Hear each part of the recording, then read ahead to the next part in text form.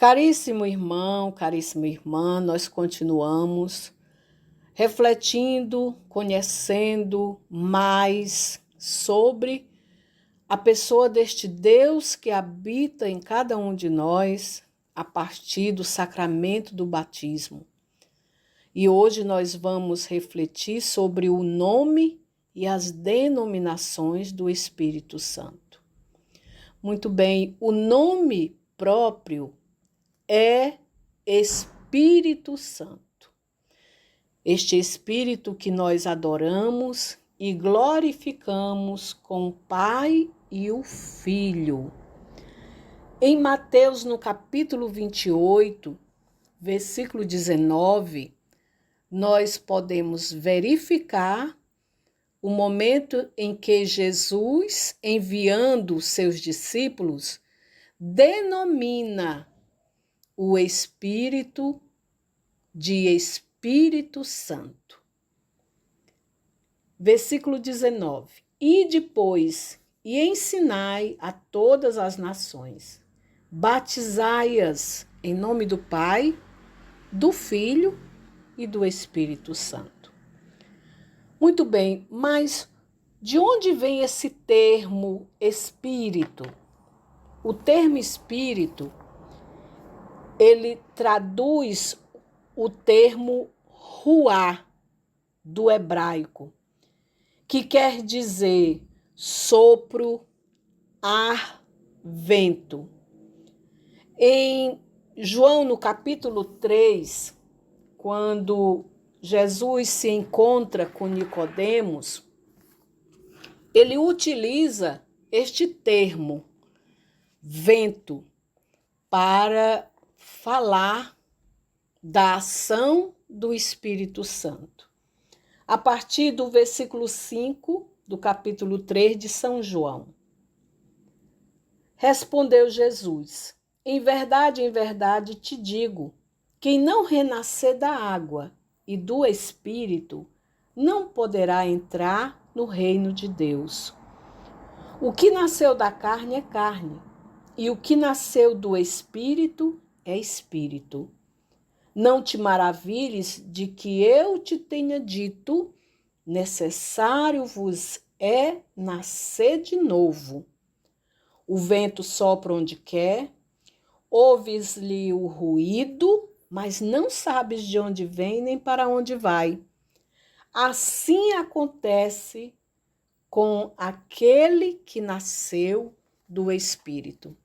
E aqui nós podemos também aprofundar esta explicação de Jesus.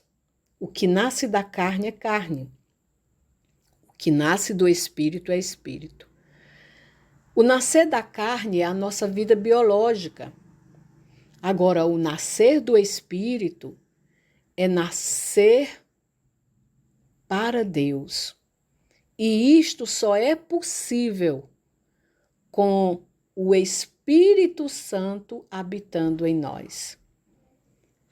Então, esse nascer do Espírito é viver a vida nova que o Senhor nos dá. Também o Espírito Santo, ele tem denominações dentro da Sagrada Escritura. Por exemplo, Jesus chama-o de Paráclito, mas quando ele chama de Paráclito é para dizer o que ele faz em nós. Ele é o nosso consolador. Paráclito significa isso, advogado, consolador, intercessor. Em João, no capítulo 14, no versículo 16 e também no versículo 26, nós podemos verificar este momento em que Jesus usa esta denominação, quando ele diz: e eu rogarei ao Pai, e ele vos dará outro Paráclito, para que fique eternamente convosco. E ele explica: é o Espírito da verdade, que o mundo não pode receber, porque não o vê nem o conhece. E aqui ele está utilizando exatamente para dizer que o Espírito Santo é aquele que nos consola, é aquele que advoga a nosso favor, é aquele que também intercede por nós. E por que ele diz o outro Paráclito? Porque o primeiro Paráclito é Jesus. Ele está junto do Pai intercedendo por nós. Você pode conferir isso na primeira carta de São João, no capítulo 2, no versículo 1. E ainda aqui, no versículo 26 de João 14, Jesus novamente utiliza esse termo, esta denominação. Mas o Paráclito, o Espírito Santo, que o Pai enviará em meu nome, irá ensinar-vos todas as coisas e vos recordará tudo o que eu vos tenho dito. Veja, nós falávamos no vídeo anterior que o Espírito Santo é o Deus sem face e que ele não fala dele, mas ele anuncia a palavra, que é o Filho. Ele é enviado pelo Pai. É isto, e que é uma ação conjunta entre Jesus e o Espírito Santo. E que eles três, o Pai, o Filho e o Espírito Santo, são consubstanciais, ou seja, eles têm a mesma substância. Aonde está um, estão os outros. Muito bem, uma outra denominação que se encontra a respeito do Espírito Santo, nós já vamos ver nas cartas de São Paulo.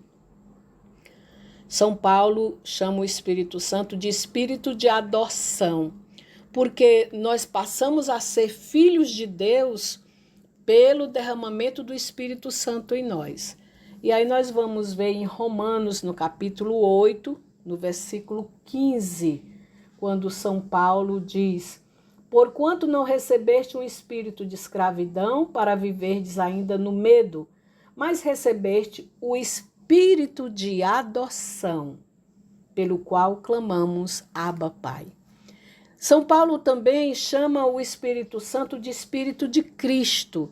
E isto também está em Romanos 8, no versículo 9b, quando São Paulo diz: se alguém não possui o Espírito de Cristo, este não é dele. Veja como é fundamental para nós cristãos acolhermos a pessoa do Espírito Santo em nós. São Paulo também vai chamar o Espírito Santo de Espírito de Cristo e também de Espírito da promessa. Em Gálatas, no capítulo 3, versículo 14, São Paulo diz assim: assim a bênção de Abraão se estende aos gentios em Cristo Jesus, e pela fé recebemos o Espírito da promessa.